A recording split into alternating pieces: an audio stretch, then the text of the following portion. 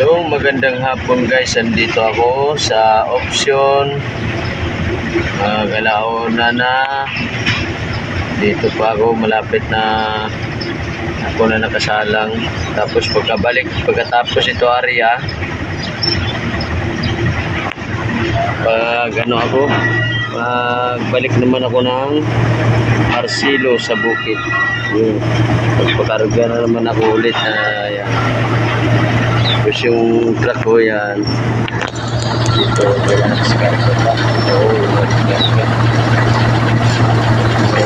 Walang ano dito kasi yun na nga, dahil maraming tubo. Ayan o.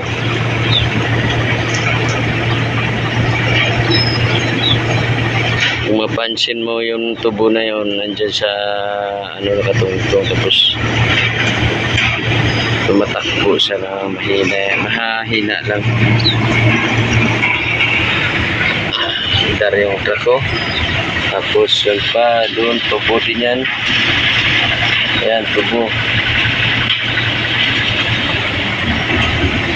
So ngayon doon sa baba, tubo din yun.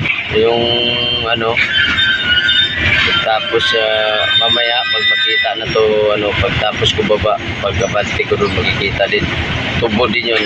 Pila-pila kami dito sa ano. Ngayon ako na ang nakasalang dito. Ayun, kaya na-discarga nila ngayon yung pangarga ko, kaya lang mabagal lang alam.